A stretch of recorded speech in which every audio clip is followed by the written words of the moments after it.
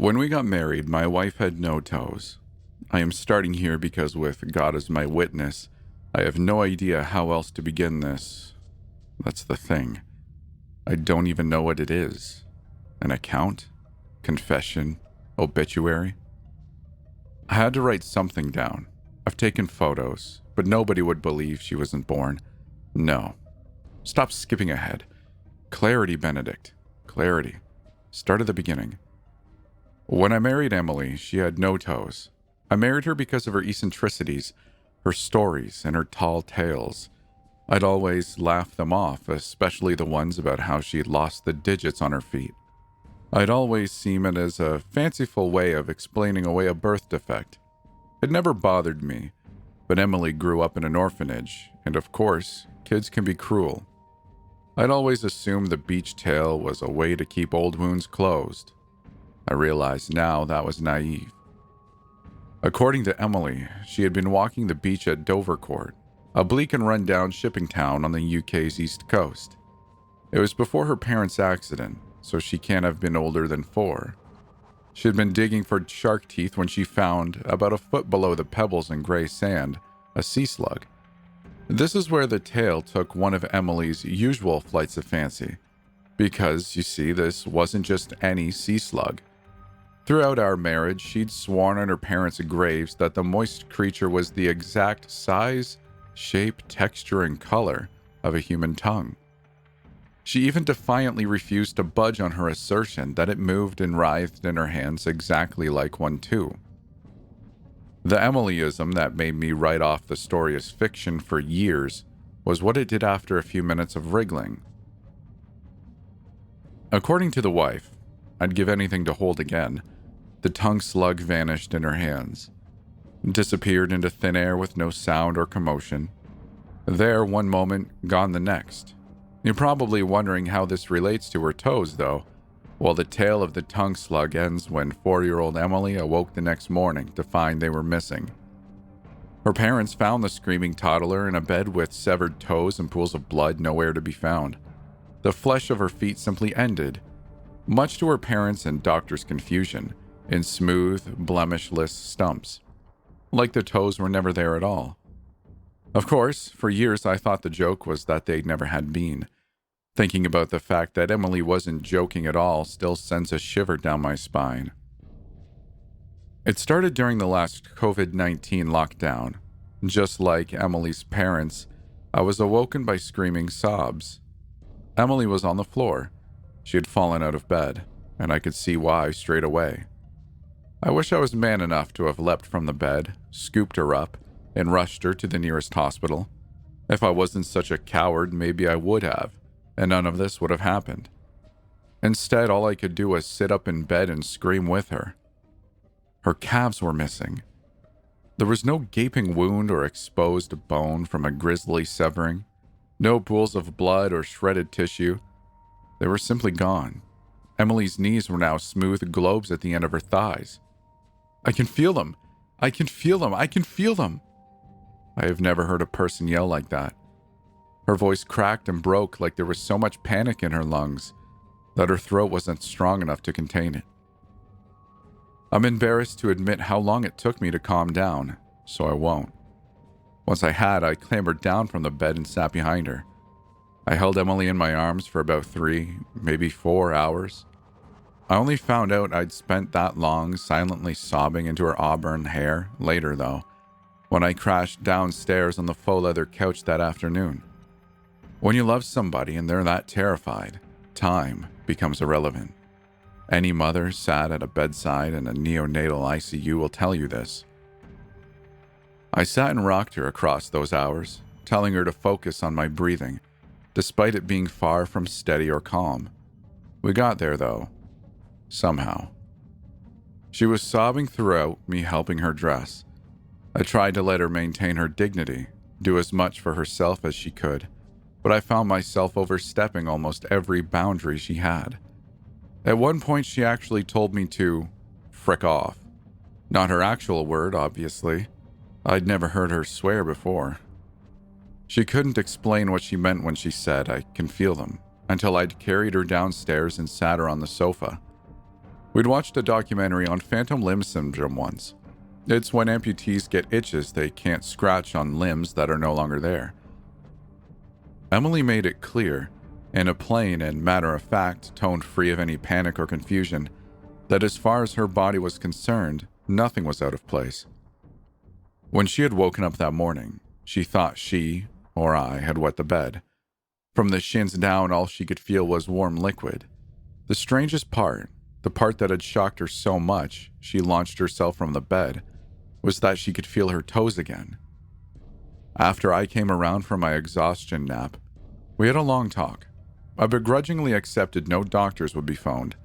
Emily made the final decision, of course. I begged her to let me take her to the hospital, but she refused point blank. Her argument was bulletproof. Legs don't just disappear. They just don't. The best case scenario was the doctor couldn't do anything.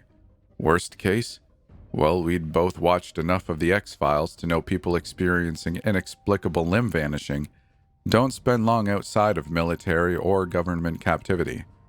The thought of Emily on a cold steel medical table being dissected by men in hazmat suits was enough to get me to forget seeking professional help. In the end, Emily did make one concession. I called Shane, a colleague, and the closest thing I had to a friend locally. I couldn't tell him the specifics over the phone for obvious reasons, but my caginess piqued his curiosity and he agreed to come over. He didn't scream, which was a relief. At first, he laughed, then he smacked his tongue on the roof of his mouth. Then, finally, once the color had drained from his spray-tanned face, he sat down. "Can I have a glass of water?" he eventually managed to ask, eyes not moving from the empty space where he knew his colleague's wife's legs had been a few months ago at the Christmas party. Shane. I'd worked with him for years. I should never have called him. He didn't deserve to die. People react to the unexplainable in different ways. Some panic, others stay calm and take action. Once we'd fully explained our mourning to him, Shane had been the latter. That's why I had to kill him. For once, my absent-mindedness came in handy. If I hadn't left the hammer on the mantelpiece after putting the new shelf up 3 days ago, it wouldn't have been within easy reach. If it wasn't within easy reach, Shane would have finished dialing 999. If he had finished dialing 999, Emily would have been carted away to some test facility, and I would be alone. Frick that. I didn't choose the sharp end of the hammer on purpose, nor did I intentionally drive the thin wedge right into Shane's temple. I was acting too much on instinct to have planned that thoroughly. The surge of adrenaline had streamlined my inner voice into a caveman grunt that simply meant, hit, kill. I dropped the dripping tool the moment I realized what I'd just done. I fell to my knees and wept, once again a 5-year-old lost in a supermarket. Emily wasn't sobbing, or screaming, or yelling, or making any sounds of distress. She was laughing. "Sweet Mary of Bethlehem, Benedict Buxted, who thought you had it in you?"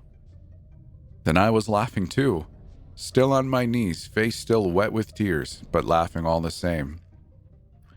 Seems messed up now that I'm writing it down. My newly legless wife and I bent double in near hysterics while an innocent estate agent leaked all over the floorboards. Panicking wouldn't have helped, and the looming despair was so thick neither of us could find our way back if we ventured into it. Laughter was the only sensible option. Lucky Shane was a frick boy whose family lives way up in Manchester, Emily mused as I wrapped his body in black bin liners.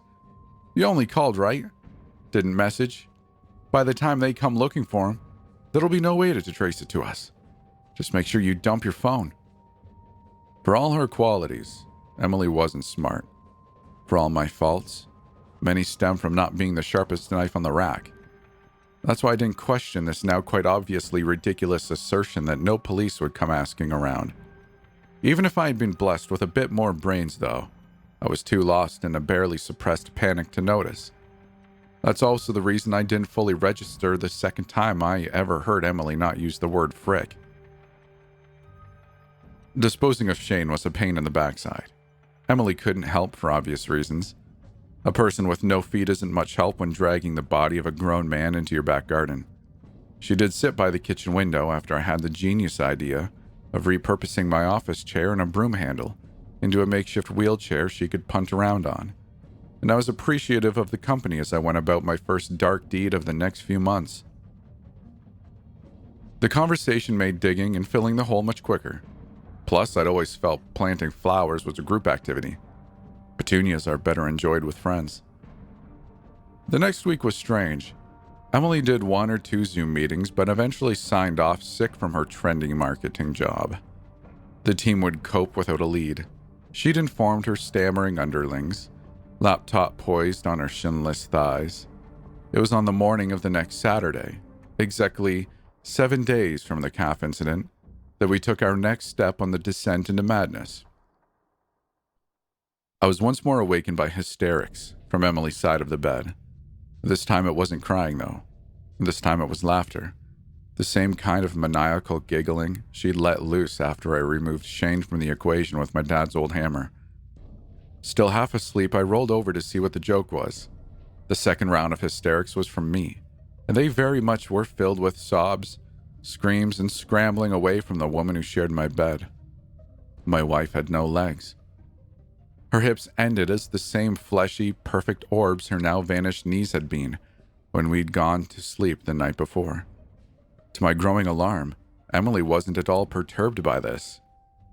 "Hey," she managed to get out between excited giggles. "I did say I wanted to lose weight."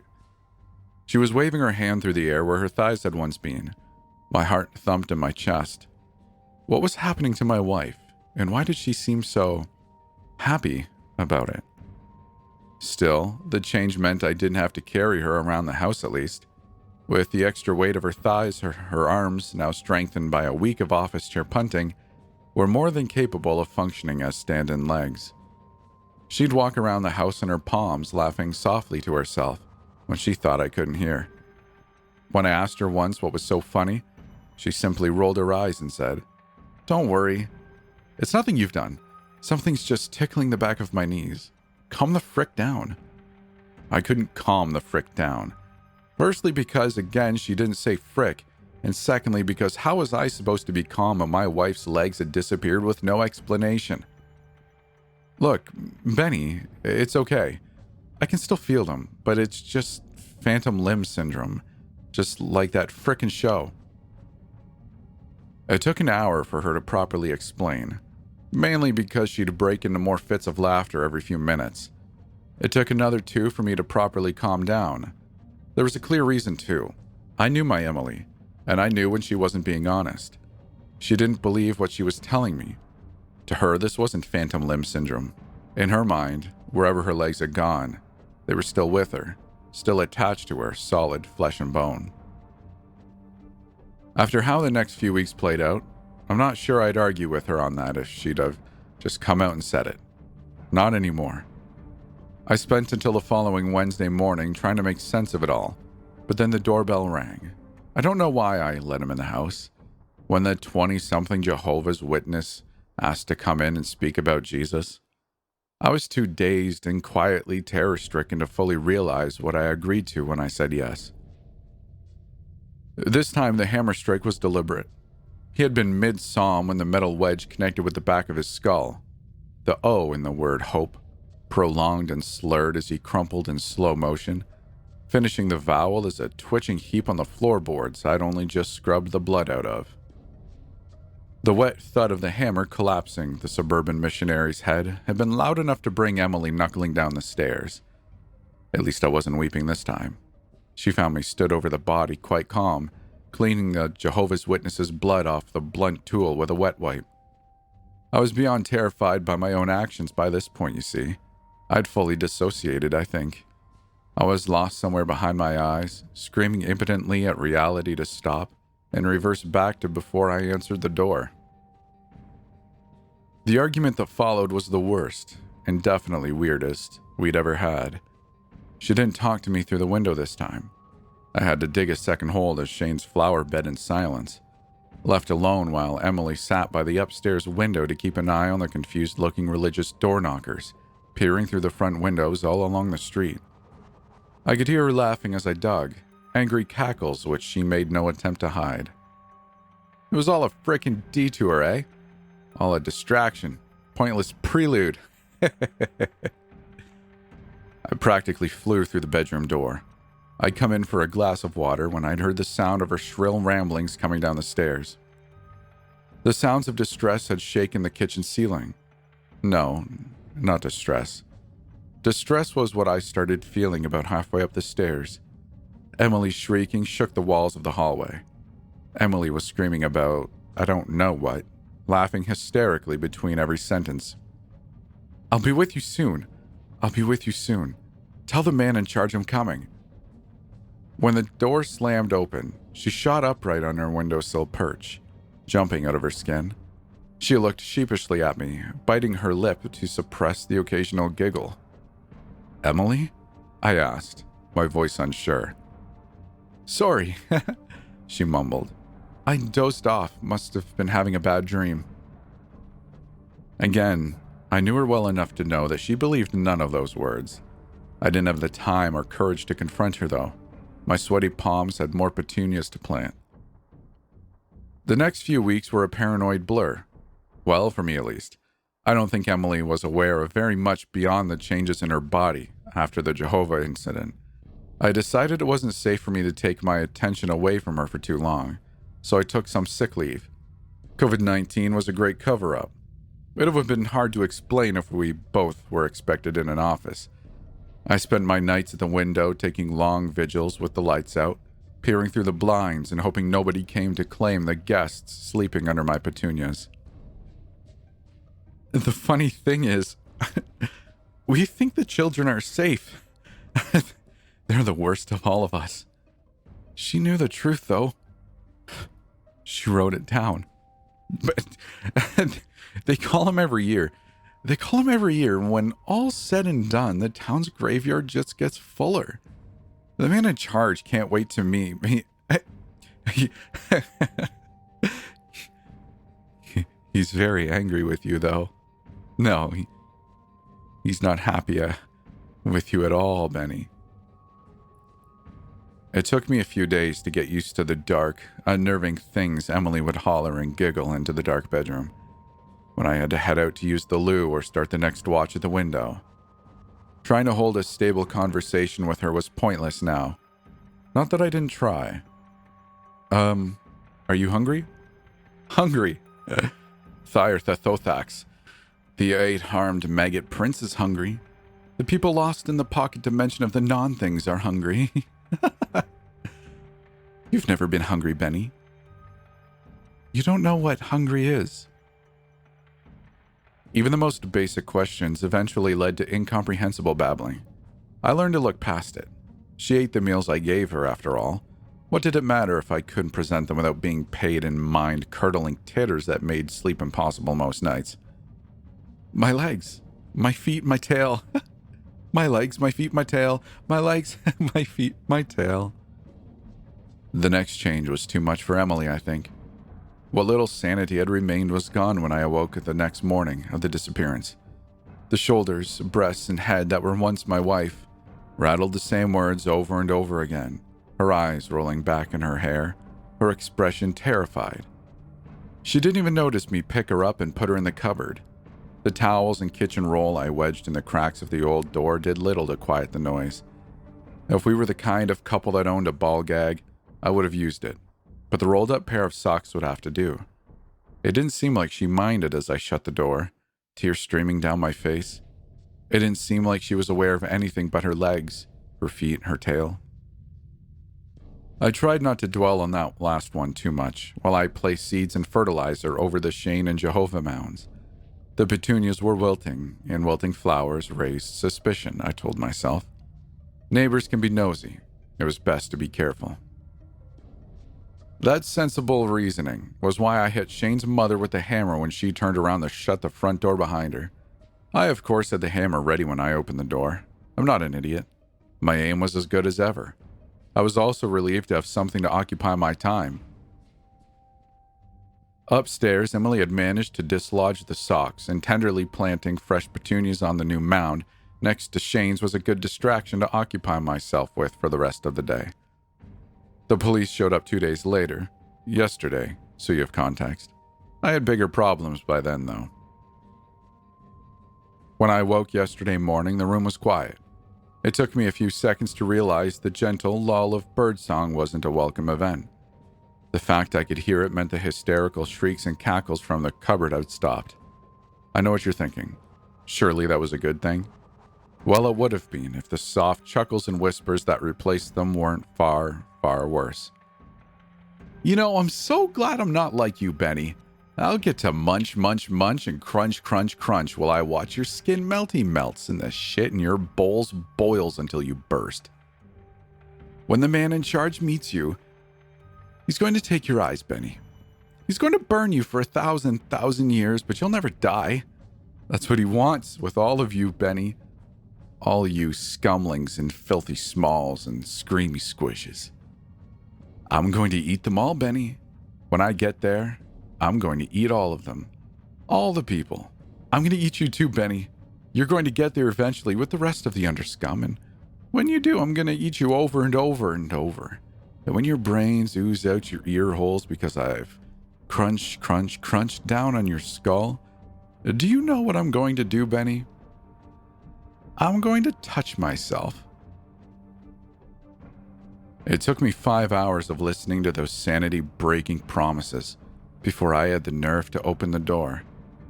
Emily's head sat on a cushion of auburn hair as the back of the cupboard. Her green eyes rolled back, bulging from their sockets. Her cheeks were red as an open blister, brow coated in a thin layer of sweat that matched my own, and flecks of spittle exploded from her mouth as she whispered, I'm ready, Benny. I'm ready and I'm going soon. I can't wait to meet the man in charge. He'll satisfy more than you ever have, Benny. She wasn't laughing much anymore. She was panting softly, breaths from wherever her lungs had gone, or whatever they now were, coming through fast and shallow. The disembodied head of my wife whispering pure nightmare fuel wasn't what made me collapse onto the bedroom carpet and vomit, though. No, it was the voice she spoke with which did that. The whispers reaching my head through unknown mental avenues outside of my ears weren't Emily's. They weren't even human. The syllables came from a battery of voices, each at least an octave higher than the last. All except one, a single bass tone, almost too low to comprehend, that danced in and out of the cascade of degrading noise. The language, the mother tongue of Emily's screeching monologue, as it rattled around in my skull, I did not recognize. It was no language of this earth. Yet to my horror, I understood every word. Soon I'll be free, Benny. Soon I'll be free and you'll see me again in 3 years and 9 months, 4 days, 7 hours, 42 minutes, 17 seconds. Then you'll see how my munch, munch, munch and crunch, crunch, crunch. See who was really inside the filthy small you married. The rest happened on autopilot. The subconscious taunting whispers didn't stop when I picked up the gibbering head. They remained uninterrupted as I carried her into the bathroom and placed her gingerly on a towel I'd placed on the toilet seat. She'd continued her foul declarations for every minute it took for the ceramic tub to fill with warm water. That's how I knew I still loved her. I'd made sure it wasn't too hot or too cold, and even added some bubble bath before I picked up her still whispering head and plunged it under the surface. Human beings can only survive with lungs full of water for a few minutes. Emily's lips didn't stop moving until she'd been under there for at least 2 hours. I held her temples, tears falling nonstop from my eyes, as they remained fixed to her bulging, rolling ones. That is, until they too disappeared. Before the final 10 or so minutes, the rest of Emily's had dematerialized. I nearly slipped face first into the bathwater. The auburn eels of hair worming between my white knuckles vanished. I yelled, brushing aside the bubbles. Only one trace of Emily remained. Plump lips, white teeth, and a waggling tongue, somehow set into a flat piece of skin much shallower than the depth of the mouth it contained. A mouth that was still moving. I rammed my fist into it. In the end, I grabbed that tongue and pulled as hard as I could. Anything to stop the whispers that water did nothing to dull. A deep crimson bloomed beneath the bubbles. The hard biting at my wrist stopped. I wrenched my arm out of the water, holding a single piece of flesh in my grasp. It was a tongue, a blood-soaked, wriggling tongue. Unlike the rest of Emily, there was a wound where it had left her body. The horror at what I'd done slowly dawned on me. I sat alone on the cold tiles, my wife's limp and severed tongue in my hands, and howled. I stayed there, curled in the fetal position next to the bathtub full of my wife's blood until the police started hammering at the door about 20 minutes ago. The tongue had gone limp but hasn't vanished. The mouth has, though. Emily is gone, leaving me alone and frightened with the police about to break down the door and find me with the severed tongue of my missing wife and 3 bodies buried in my back garden. The thing is, after the last few months, prison doesn't seem that scary. That's why I was calm enough to write all this out. I knew I had to tell my side of the story. Let's be real, once the battering ram I can hear finally does its job, that's it for me. You'll be hearing about me on the news. The talking heads will tell you I'm a serial killer, a hard-boiled psychopath refusing to reveal the location of my wife's body. I'm going to tell them the truth, but they won't believe it. You and I know better, though. You now know, like I do, that there isn't a body. You'll know as they put me behind bars for life that I'm only guilty of 3 of the 4 murders next to my name on Wikipedia. You'll know, like I do, that I am a 25% innocent man. You'll also know the nagging truth that I think is going to keep me up for many nights to come. Emily had told me when I'd see her again. In 3 years, 9 months, 4 days, 4 hours, 12 minutes, and 32 seconds. That when I saw her, I'd meet the man in charge. That's when, according to Emily, all of her maddening promises would be fulfilled. She could have just been taunting me, teasing me, trying to see just how blatant the untruths could fill my head with were before I snapped. I don't think that's the case, though. Besides, over the years, I knew my wife before I drowned her in my bathtub. She told a lot of tall tales, starting with a particularly tall one about her missing toes. I'm starting to think that maybe her tall tales weren't so tall after all.